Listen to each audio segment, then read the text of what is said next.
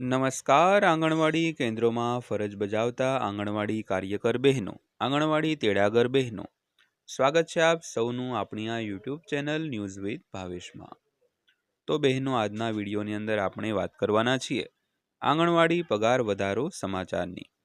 તો ગુજરાત રાજ્યના આંગણવાડી કેન્દ્રોમાં ફરજ બજાવતા કાર્યકર અને તેડાગર બહેનોના માનદ વેતનને લઈને આજ તારીખ 26/8/2024ની બપોરે આવી છે એક મહત્વની અપડેટ. તો શું મહત્વની અપડેટ આવી છે તે જાણવા માટે આજના વિડીયોની અંદર તમે ખાસ કરી અંત સુધી બન્યા રહેજો. તો વાત કરીએ તો આજના વિડીયોમાં વાત કરવાની છે ગુજરાત રાજ્યના હજારો આંગણવાડી કેન્દ્રોમાં ફરજ બજાવતા આંગણવાડી કાર્યકર અને તેડાગર બહેનોના માનદ વેતનને લઈને ચાલી રહેલી મહત્વની ચર્ચા અને આજ તારીખ 26 ઓગસ્ટ 2026 સુધીની ઉપલબ્ધ માહિતી વિશે. તો જો તમે પોતે આંગણવાડી કાર્યકર છો, તેડાગર બહેન છો અથવા તમારા પરિવારમાં કોઈ બહેન આંગણવાડીમાં ફરજ બજાવે છે, તો આજનો આ વિડીયો અંત સુધી જરૂરથી જોતા રહેજો. કારણ કે સોશિયલ મીડિયા અને અલગ અલગ માધ્યમોમાં માનદ વેતન વધારા અંગે અલગ અલગ આંકડાઓની ચર્ચા જોવા મળી રહી છે. પરંતુ સવાલ એ છે કે ખરેખર નવો વધારો મંજૂર થયો છે કે નહીં? નવું માનદ વેતન કેટલું થશે? ક્યારથી અમલમાં આવશે? અને સૌથી મહત્વનું, સરકારનો સત્તાવાર નિર્ણય અથવા જીઆર શું કહે છે? તો આ તમામ બાબતોને આજે સરળ ભાષામાં સમજીએ. તો પ્રથમ વાત આંગણવાડી બહેનોની ભૂમિકા વિશે.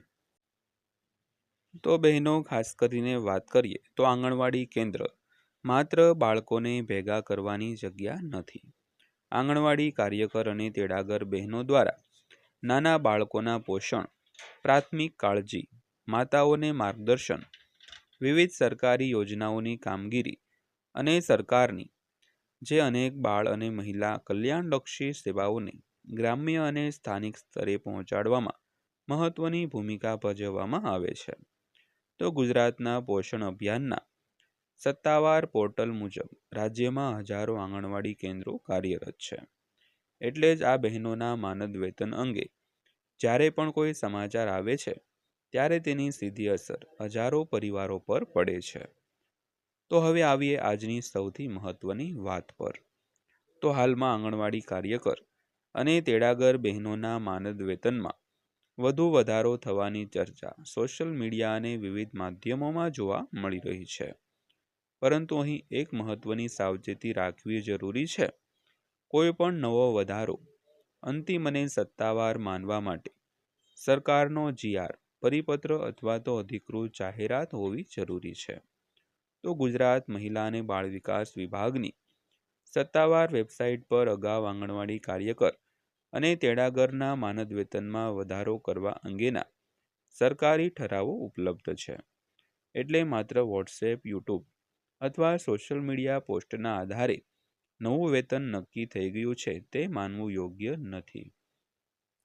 તો અગાઉ થયેલા માનદ વેતન વધારા અંગેની માહિતીની વાત કરીએ તો હવે થોડુંક પાછળ જઈને જોઈએ તો ગુજરાત સરકારની સત્તાવાર માહિતી અનુસાર તારીખ 21/3/2020થી આંગણવાડી કાર્યકર અને તેડાગર બહેનોના માનદ વેતનમાં વધારો કરવામાં આવ્યો હતો. તો તે સમયે આંગણવાડી કાર્યકર માટે કુલ માસિક માનદ વેતન ₹7,800 અને આંગણવાડી તેડાગર માટે 3,950 નક્કી કરવામાં આવ્યું હતું. તો મિની આંગણવાડી કાર્યકર માટે ₹4,400નું માનદ વેતન દર્શાવવામાં આવ્યું હતું. તો ત્યારબાદ વર્ષ 2022માં ફરી એક મહત્વપૂર્ણ વધારો કરવામાં આવ્યો હતો. તો વિવિધ અહેવાલો અનુસાર આંગણવાડી કાર્યકરનું માનદ વેતન ₹10,000 અને તેડાગરનું માનદ વેતન ₹5,500 કરવામાં આવ્યું હતું. તો આ નિર્ણયથી તે સમયે આંગણવાડી બહેનોને મોટી રાહત પણ મળી હતી. તો હવે 2026માં શું સ્થિતિ છે તેની વાત કરીએ તો બહેનો, આજ તારીખ 26 ઓગસ્ટ 2026 સુધીની ઉપલબ્ધ સત્તાવાર માહિતી જોવામાં આવે તો મહિલા અને બાળ વિકાસ વિભાગની વેબસાઇટ પર ઓગસ્ટ 2026માં વિવિધ જીઆર અને વિભાગીય નિર્ણયો જાહેર થયા છે. ઉદાહરણ તરીકે 15 ઓગસ્ટ 2026ના રોજ માનવ બળના પગાર વધારા સંબંધિત એક GR અને 3 ઓગસ્ટ 2026ના રોજ નારી અદાલતના કર્મચારીઓના પગાર વધારા સંબંધિત GR દર્શાવવામાં આવ્યો છે. પરંતુ આંગણવાડી કાર્યકર અને તેડાગર બહેનો માટે આજ તારીખે કોઈ નવા ચોક્કસ વધારાના આંકડા જેમ કે 12,000, 7,000 વગેરેને સત્તાવાર અંતિમ નિર્ણય જાહેર કરતો સ્પષ્ટ GR મળ્યો હોવાના આધાર આ તપાસમાં મળ્યા નથી. એટલે જો તમને સોશિયલ મીડિયા પર કોઈ ચોક્કસ નવી રકમ બતાવવામાં આવી રહી હોય તો તેને તરત જ સત્તાવાર માનશો નહીં બહેનો. તો પછી 12,000 અને 7,000ની વાત શું છે તેની વાત કરીએ તો બહેનો આ બાબત ખાસ સમજવા જેવી જરૂરી છે.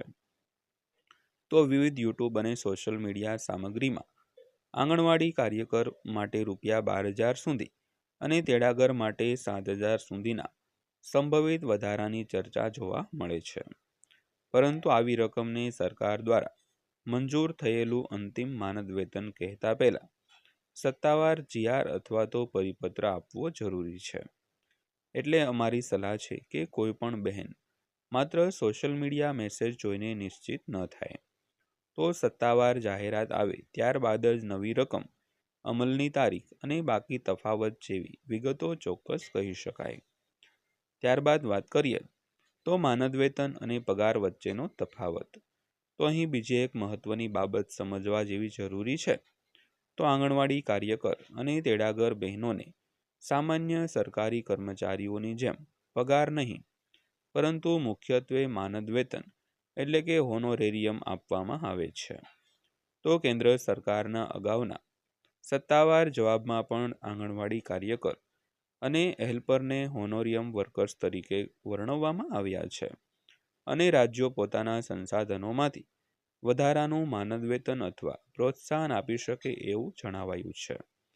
એટલે જ્યારે સરકાર દ્વારા વધારો કરવામાં આવે છે ત્યારે તેની ગણતરી અને અમલ સામાન્ય સરકારી કર્મચારીઓના પગાર ધોરણથી અલગ હોઈ શકે છે. ત્યારબાદ જોઈએ તો નવી જાહેરાત આવે તો કઈ બાબતો જોવી.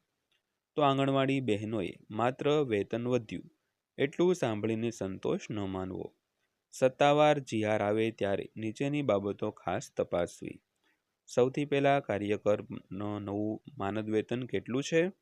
તેડાગરનું નવું માનદ વેતન કેટલું છે? મિની આંગણવાડી કાર્યકરો માટે શું નિર્ણય છે? વધારો કઈ તારીખથી લાગુ પડશે? વધારો વર્તમાન મહિનાથી મળશે કે અગાઉની તારીખથી? જો પાછલી તારીખથી લાગુ પડે તો એરિયર્સ મળશે કે નહીં? ચૂકવણી કયા માધ્યમથી થશે? અને નવા વેતનનો લાભ મેળવવા કોઈ વધારાની પ્રક્રિયા કરવાની છે કે નહીં? તો આ તમામ બાબતો સત્તાવાર ઠરાવમાં સ્પષ્ટ થાય પછી જ ચોક્કસ માહિતી આપી શકાય. તો એક બીજી મહત્વની બાબત મિની આંગણવાડી માટે. તો મિની આંગણવાડી કેન્દ્રો અંગે પણ સમયાંતરે સરકાર દ્વારા મહત્વપૂર્ણ નિર્ણયો લેવામાં આવ્યા છે.